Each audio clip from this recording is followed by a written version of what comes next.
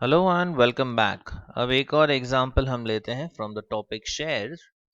Question दिया है Amit has 400 preference shares and 200 equity shares of a company at ₹10 each. So ये जो 10 rupees है वो है face value.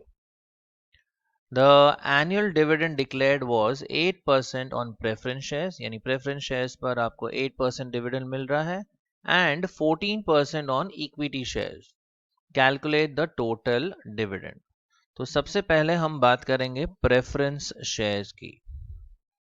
So let us focus on the preference shares. Now in this case the number of shares जो है वो है 400. So number of shares is equal to 400. फिर फेस वैल्यू दिया है 10 रुपीज।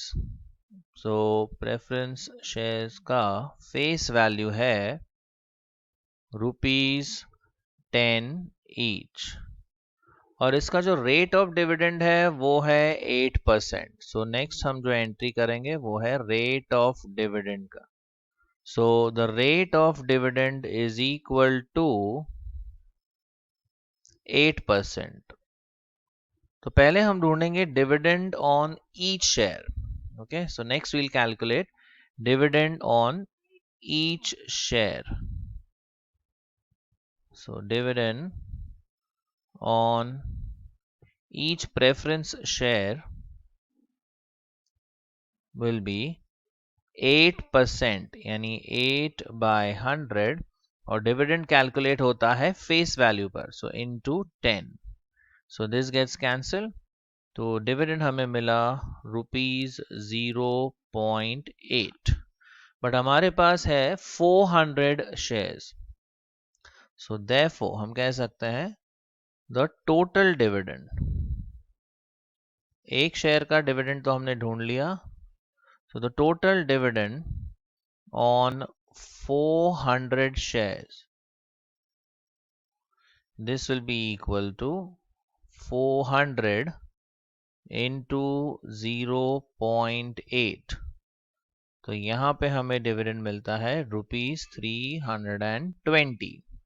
तो ये बात हो गई प्रेफरेंस शेयर्स की। अब हम जाते हैं इक्विटी शेयर्स पर। अभी इक्विटी शेयर्स की क्वांटिटी दी है 200 और वहां रेट ऑफ डिविडेंड दिया है 14%। So let us focus on the equity shares. तो उसका डेटा लिख लेते हैं हम।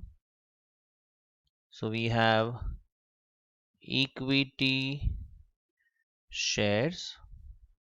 अब यहां पर नंबर ऑफ शेयर्स ये है 200। Face value is constant, face value is ₹10 each. तो फेस वैल्यू अभी भी ₹10 है। यहाँ पर rate of dividend, so rate of dividend is how much 14%। तो यहाँ पे रेट ऑफ डिविडेंड है 14%। सो again we would calculate dividend on each share.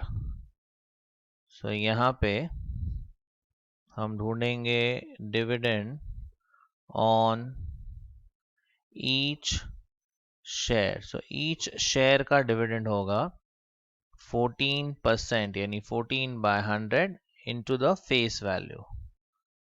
Again zero cancel हो जाता है, तो यहाँ पे हमें डिविडेंड मिलता है 1.4। This is for each share. So therefore dividend on, अब क्वांटिटी है 200 शेयर्स की, so dividend on 200 shares would be 200 into 1.4। अगर ये प्रोडक्ट हम लेते हैं 200 into 1.4 we get 280। तो यहाँ पर हमें डिविडेंड मिलता है 280 और हमें पूछा गया है टोटल डिविडेंड। यहाँ पे देखिए, ये टोटल वर्ड यहाँ से हटा देते हैं हम।